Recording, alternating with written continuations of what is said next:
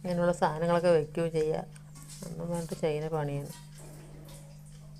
ഉണ്ടാകുമോ ഇല്ലയോ എന്ന് പറഞ്ഞിട്ട് നോക്കിയപ്പോൾ ഉണ്ടായി. ഇത്തിരി അതേ ചാക്കി തന്നെ വീണ്ടും വെച്ച് അടുത്ത വർഷത്തേക്കായല്ലോ. എന്തായാലും പുറത്ത് ഞാൻ പണിക്ക് പോകണവളാണ്. എനിക്ക് പണിക്ക് പുറത്തൊന്നും പോകാൻ പറ്റില്ലല്ലോ. ഇനിയിപ്പോൾ കുട്ടികളിൽ നോക്കിയിരിക്കുകയല്ലോ. അപ്പോൾ ഇങ്ങനെ വല്ലതുമൊക്കെ ചെയ്താൽ സമയവും പോകും, എൻ്റെ ചിലവും കഴിയും. 240 റുപ്യക്ക് കൊടുത്തു. 10 കിലോന് 8 കിലോ കൊടുത്തു. 30 റുപ്യ 240 റുപ്യ. എന്നിട്ട് വീട്ടിലേക്കുള്ള സാധനങ്ങളും ഇങ്ങോട്ട് വാങ്ങിയിട്ട് വന്നു. അതായില്ലേ. അത്യാവശ്യം അങ്ങനെ നമുക്ക് സമയവും പോകും, നമ്മുടെ കൂട്ടാൻ വയ്ക്കാനും വാങ്ങാനുമായി. സ്ഥലമൊന്നുമില്ല, ആകെ 4 സെൻറ്റ് സ്ഥലമുള്ളൂ. അതിന് മാടുണ്ടായിരുന്നു, പശു ഉണ്ടായിരുന്നു, ആടുണ്ടായിരുന്നു. അതിൻ്റെ തൊഴുത്തുണ്ട്, മുറ്റത്ത് കിണർ, എൻ്റെ ഞങ്ങളുടെ വണ്ടി ഒക്കെ നിർത്തി. പിന്നെ എവിടെ സ്ഥലം? കുറച്ചേ ഉള്ളൂ. ഉള്ള സ്ഥലത്ത് എന്തെങ്കിലുമൊക്കെ വയ്ക്കാമെന്ന് മാത്രം.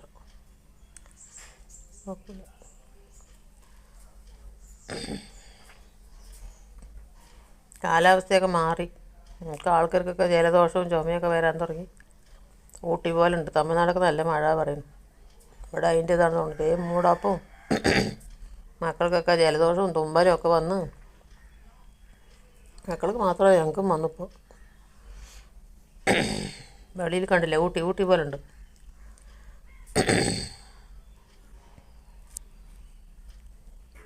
ഇത് വീണ്ടും അതുപോലെ ചെറിയ 2 കഷ്ണം എടുത്ത് വയ്ക്കുകയാണ്. അപ്പോൾ ഇനി അടുത്ത വർഷം ആകുമ്പോഴേക്കും അതേപോലെ ചാക്കിൽ ഇറങ്ങുമല്ലോ.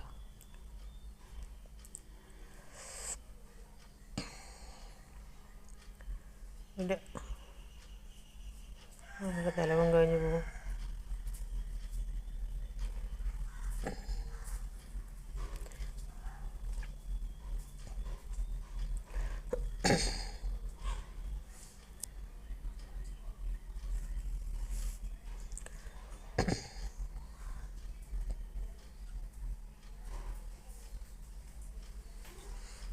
അല്ലേ കളിച്ച് വെച്ചും കാത്ത്.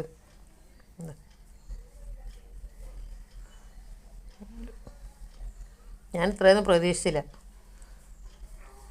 ചെറിയ 2 കുഞ്ഞെണ്ണം വെച്ചാലേ നോക്കുമ്പോൾ ചാക്കിലുള്ള ഇതൊക്കെ തിന്ന് വലുതായി ചാക്കിൽ ഫുള്ളും ആക്കി. അതിന് ചെറിയ 2 തൊണ്ട് വെച്ചിട്ടുണ്ട് അടുത്ത വർഷത്തേക്ക്. എന്താ കുമ്പളങ്ങ അത്യാവശ്യം 4-5 കുമ്പളങ്ങ ഉണ്ട്. മേലെ 3-4 ഒന്ന് പറിച്ചിട്ടുണ്ട്. പിന്നെ ഇതാണ്ട ഞങ്ങളുടെ ആവശ്യത്തിന് ചീര എന്താണ് ഇഞ്ചി. ഞങ്ങളുടെ ആവശ്യം നമ്മൾ ചിക്കനൊക്കെ വാങ്ങുമ്പോൾ ഒരു കഷ്ണം വന്ന് കുഴക്കും. അത്യാവശ്യത്തിനുള്ള ഇഞ്ചി. ഇതങ്ങനെ മറ്റേ വഴുതനങ്ങ തൈകളാണ്. ആഴ്ചയ്ക്ക് 2 ദിവസം വഴുതനങ്ങ വലിച്ചിട്ട് അത് വേറെ തക്കാളി, പച്ചമുളക്, നല്ല വഴുതനങ്ങകൾ. ഇതങ്ങനെയുള്ള സാധനങ്ങൾ ഞങ്ങൾ കടയിൽ നിന്ന് വാങ്ങിക്കില്ല. നമ്മുടെ ആവശ്യത്തിന് 2-3 ദിവസം കഴിഞ്ഞ് 4 വഴുതനങ്ങ വലിക്കാനായി. ഇതിലൊക്കെ മണ്ണ് നിറച്ചിട്ട് വെച്ചിട്ടേ. അത് കൂർക്ക 2 ട്രിപ്പ് ഞാൻ എടുത്തു കൂർക്ക വലിച്ച് വെച്ചു. എന്താ വീണ്ടും കിഴങ്ങിറങ്ങുന്നുണ്ട്, കണ്ടില്ലേ. പിന്നെ ഇത് വെണ്ടയ്ക്ക നല്ലോണം വളർന്നു കഴിഞ്ഞപ്പോൾ അതിന് തലനെയൊക്കെ പൊട്ടിച്ച് വിട്ടിട്ട് വീണ്ടും അവച്ചിട്ട് വീണ്ടും വെണ്ടയ്ക്ക വരേണ്ടി വരും. എന്നെക്കാളും പകരമായി. ഇത് കപ്പയും അതുപോലെ തന്നെ നല്ല കപ്പ കിട്ടി.